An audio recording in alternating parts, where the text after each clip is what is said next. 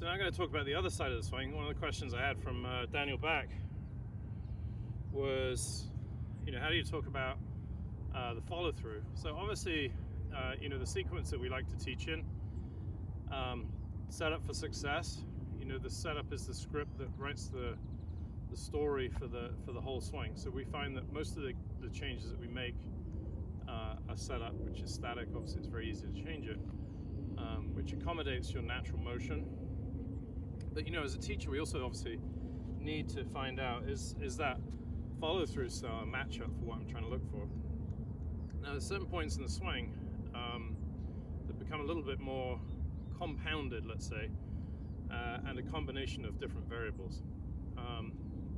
We talked about the top of the backswing during the seminar, where it's a combination of obviously chest thickness, arm length, grip style, and just relative timing as to whether you're going to be across the line or not. I think we can pretty much predict it, but there's still some variation. The biggest effect on the follow-through style, I would say, and it's hard to separate, is the trail hand grip. What it looks like after you hit the golf ball obviously is relatively not important, but for you guys as teachers that want to interact with other teachers and talk about follow-throughs and stuff, I think this is probably important. So obviously we can hit the golf ball can go off perfect, and we can have an ugly follow-through relative to the norm, quote-unquote norm, magazine McAgrady. Justin Rose is an example. So Justin Rose tests out as having the same wingspan as height, same forearm, up arm, side-on grip, center post, all of which make him, very attractive golf swing, right? So everyone loves Justin Rose's backswing. We love his downswing to about here, and then he looks like he stands up a little bit early, and the club kind of releases a little bit this way away from him. Now the reason for that is that his lead hip is pretty tight. When we do the hip differential test, he doesn't have any rotation. So what that means is he hits the end range of his hip very early. When I do that, it straightens my leg, which basically pulls me up out of posture. So in his case, a little early release is normal. So then you have to weigh up all the variables from a practical standpoint and say, do we really want him to, to load properly into the ball of the foot and then do his best to straighten his lead leg to create rotational speed at the right time? Or do we want him to skip that step, get his hip out the way nice and early so he has a nice spacious kind of release, and his club releases on plane? I think, tone of my voice, you can probably guess that the second one is not that efficient because he's not going to deliver the club quite as powerfully or as effectively. And if you look at his stats over the last couple of years, his ball striking has deteriorated in the time where he's tried to actually bow his wrist and go around the corner more. So the other one, just to give a story, was Pat Perez. Pat Perez has very low amount of rotation impact. Him and I think Luke Donald were the two lowest that we've seen, the least amount of open. Obviously two guys that have made a lot of money, so there's a bad correlation for a start. But the less you rotate, obviously the club is going to go more this way. If I don't do anything else other than just open up a lot and release, it's going to go this way. Now, is that a good thing or a bad thing? We don't hit it with a follow through. So just remember, we're trying to hit matchups here. So the things that affect where the club goes obviously is the trail hand grip. So I'm going to talk about release styles. So if I'm a side-on golfer, I'm going to use the paddle again, and I do a follow through, push with my right hand, I'm going to end up here.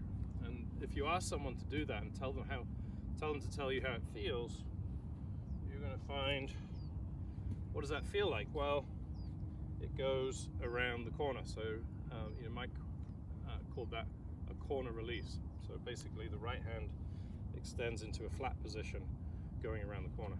If we now move our trail hand, again, trail hand is not only forearm and hand, it's a bit of shoulder as well, so the elbow is going to rotate.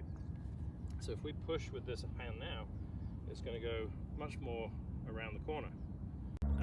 From Daniel Back was, what kind of thing do we see through the ball here? So how do we release it? So obviously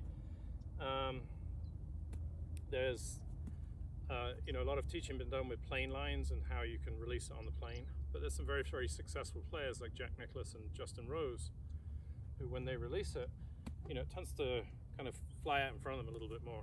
So let's talk about Justin Rowles first. Why does he do that? So Justin Rowles, side-on golfer, same forearm and upper arm, same wingspan to height, and a center post. So he's very vanilla. So he has a beautiful golf swing. People love his swing.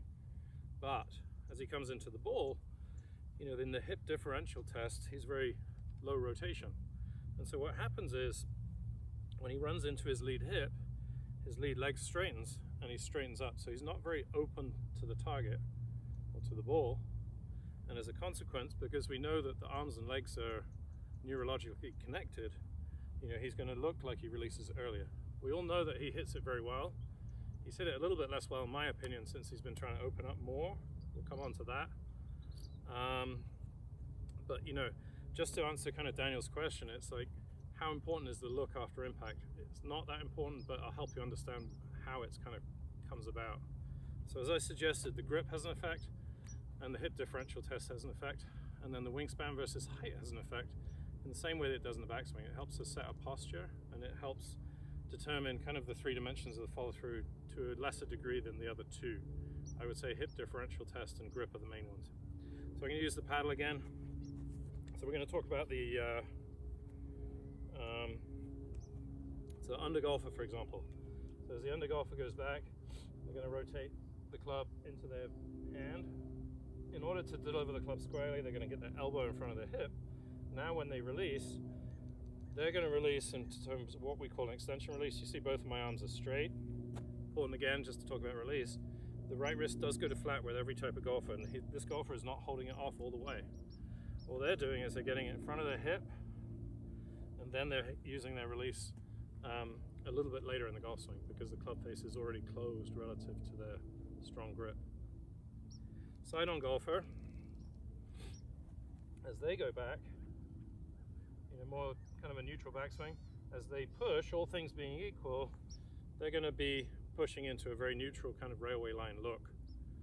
So that would be, if you do it yourself and you push, it goes around the corner is the feel, and Mike usually asks the player, what do you feel? It says it goes around the corner, and he called it a corner release.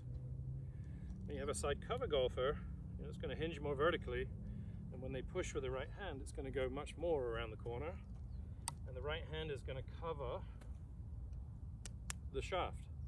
So they're pushing down and left this way. That's why Ian Woosnam had a drill which I liked, where he said it's like skimming a frisbee. So the arm is always this way. So if you look at the impact position of different grip styles, under golfers are usually under the shaft, cover golfers are usually covering the shaft, and side-on golfers are on the side. Not sure if I mentioned it in an earlier video, one of them went wrong. What you also see with under golfer is their hand is on the side on the way down, pushing out to the right.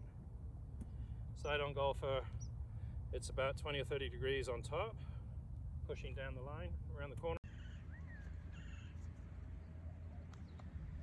So some of the characteristics we see looking down the line more, side under golfers, when they come down, lead arm is going to be a little bit more away from the body, giving the arm space to swing into, and the trail hand is going to be on the side of the club. Face is going to be a little bit more open. On top golfers, as they come down, lead arm is going to be more in, hand's going to be more on top of the shaft, face is going to be slightly more closed at this position. And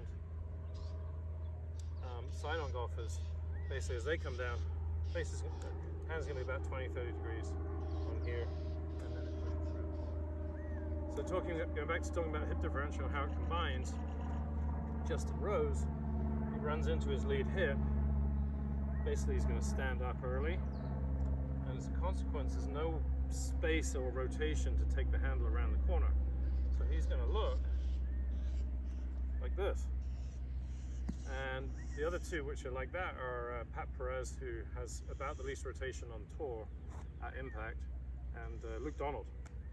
So Pat Perez, kind of looks like this in his follow through, hits the ball beautifully, tried to change it for a good part of his career, and then when he said F that, he won a couple times and said he wished he kind of embraced the way that his swing looked previous to that. So there's the idea.